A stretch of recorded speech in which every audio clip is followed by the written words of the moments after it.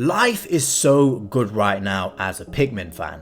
Pikmin 4 is out, it's an absolutely incredible game and it sold 2.61 million copies in just 2 months, making it the best selling game in the series in just 2 months. Pikmin 1, 2 and 3 are also playable on the Switch, and the series is just so popular right now and is even being shown up there with the other big Nintendo franchises in the Nintendo store. But Pikmin used to be a much smaller franchise and many people didn't even know what it was. So in this video, I want to go over the history of Pikmin, how it all started, how it struggled to grow, and finally, how the long-awaited rise of Pikmin began.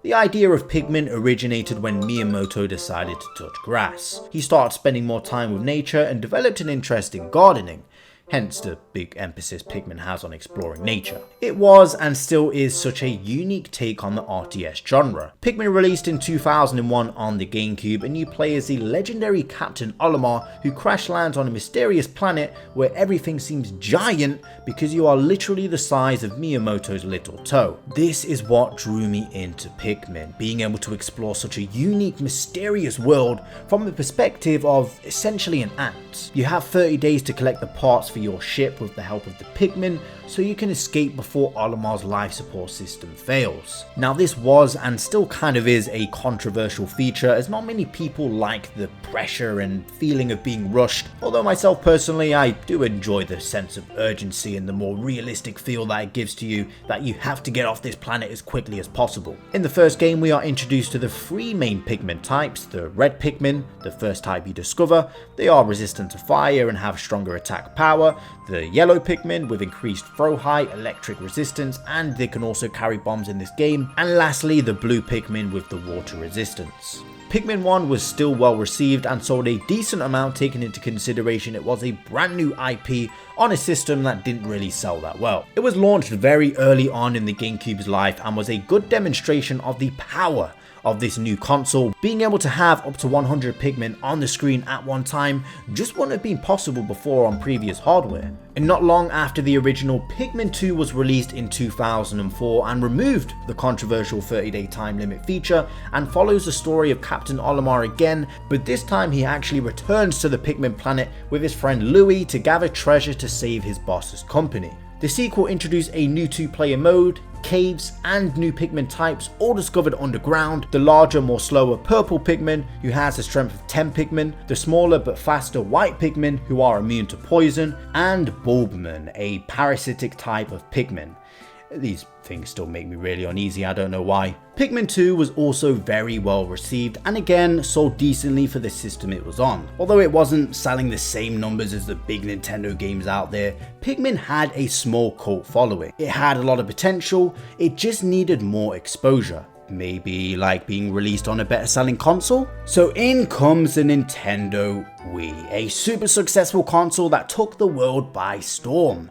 The perfect system to release the next entry on and boost the popularity of this series, and they just re-released Pikmin 1 and 2 but with motion controls, and they didn't sell that well because the Wii was already backwards compatible with the GameCube anyway.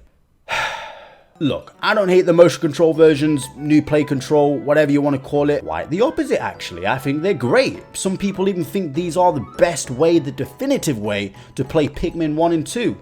I just wish a few years later they also released the next game, a new entry in the Pikmin series on the Nintendo Wii, and maybe this series would have stood a better chance back then. Having the first 2 games playable on the system with motion controls, with it still being a relatively new series and having a brand new entry as well on this super successful console would have been amazing.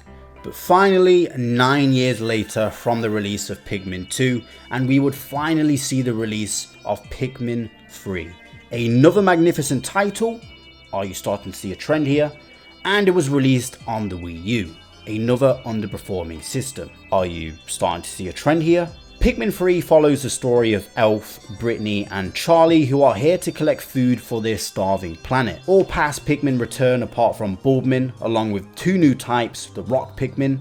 They are immune to being crushed or stabbed and deal lots of damage when thrown, as well as Winged Pikmin who can fly because they have wings, which is why they're called Winged Pikmin. Also, they are incredibly weak, so you don't really want to use them in battle. Again, Pikmin 3 sold well, taking into consideration the sales of the Wii U, but it is just such a shame that these great games, this great series, seem to have hit a wall. It was clear Miyamoto loved Pikmin. He probably talks about it more than most of his other creations other than Mario, but this series just had the worst luck. For years and years there would just be silence with small updates here and there on Pikmin 4, which was supposedly close to completion for years. It was probably restarted in development, not gonna lie. We got a mediocre spin-off title that isn't the worst thing in the world. I just think it came out at the wrong time when fans were desperately wanting some sort of update on Pikmin 4. And then of course we got Pikmin 3 Deluxe on the Switch, which was really cool, probably one of the best Wii U ports out there, and was actually the best selling entry in the series at the time, which was very exciting because this was just a port. Imagine the possibilities of a new game on the Switch. Then we got Pikmin Bloom, Pikmin showing up in Nintendo World, so it was clear this series was still around, just not in the way we wanted. But finally, in the September 2022 Direct, the wait was over. Miyamoto teased us a little bit when he brought up Pikmin, but then started talking about Pikmin Bloom, knowing full well what we were waiting for. He was feeling a little extra mean that day, but then it finally happened. Pikmin 4 was finally given a teaser trailer and a release date of 2023, and it looked absolutely wonderful. Even though we only saw 1.5 seconds of footage, things were only going up from here. The more they showed off of the game, the better it looked. Pikmin was finally getting a new main series entry on a successful console for the first time ever in its entire history. And not just any console, the Nintendo Switch, where software sales are through the roof, even for the less popular Nintendo franchises out there. And you bet Nintendo went all out with the marketing for Pikmin 4, and they even ported over Pikmin 1 and 2 a month prior to launch to allow fans a chance to try the rest of the series. On the 21st of July 2023, around 10 years since the last game, Pikmin 4 was released, and following the previous trends, it was incredible. Not only for long-time players of the series, but also very welcoming for new players too. Pikmin 4 follows the story of the Rescue Corps, who travel to PNF 404 to rescue Captain Olimar.